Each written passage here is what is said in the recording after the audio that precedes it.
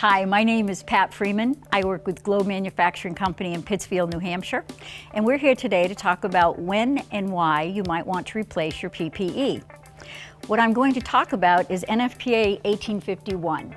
NFPA 1851 is a standard that actually sets forth guidelines for selection, care, and maintenance of protective clothing. This is a standard that absolutely requires a mandatory retirement for any gear 10 years after the date of manufacture.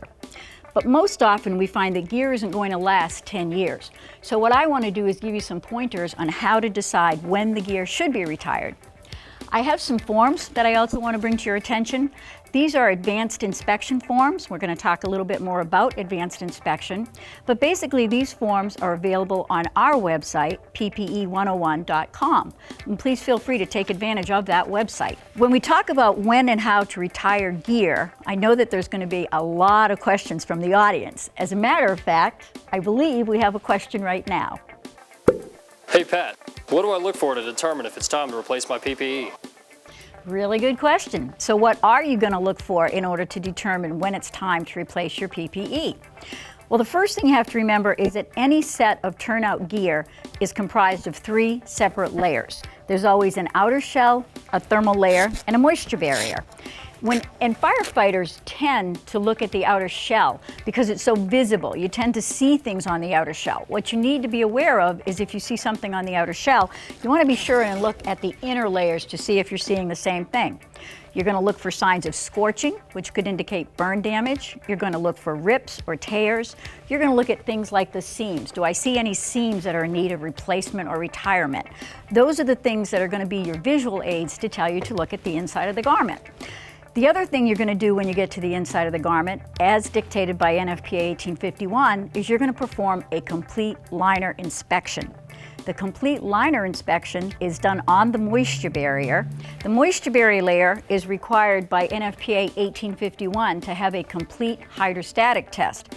And once again, I'm going to reference you to NFPA 1851, and I'm going to refer to PPE101.com. PPE101.com will give you the complete details and instructions on how to perform this complete liner inspection. And that leads to another question. Pat, what do I need to know about performing a hydrostatic test?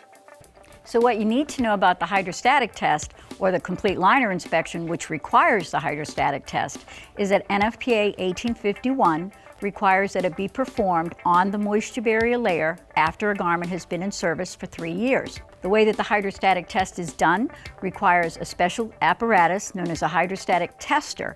And the purpose of the test is to make sure that the moisture barrier is still capable of preventing any liquids from entering the system. At the same time that you're doing the hydrostatic test, it's a perfect opportunity to take a look at your thermal liner. Your thermal liner has a quilt bat, and it's that quilt bat that's actually going to give you the insulation that you need to protect you from the heat. What you want to look for is any loss of quilt, any shifting quilts, anything at all that alerts you that maybe this gear needs to be taken out of service. And I think we have time for one more question. Pat, is there any guide available that gives us an idea of repair costs? Well, actually, NFPA 1851 is a standard, so that means it has mandatory requirements. But it also has useful information at the end of the document, which is referred to as the annex. The annex has guidelines. One of those guidelines is actually a chart that will help you compute the repair costs to help you decide if additional monies are justified in order to return a set of gear back to service. And once again, I'm going to refer you to PPE101.com, which is our website, and you can find that chart on our website. So I want to say thank you for your time today.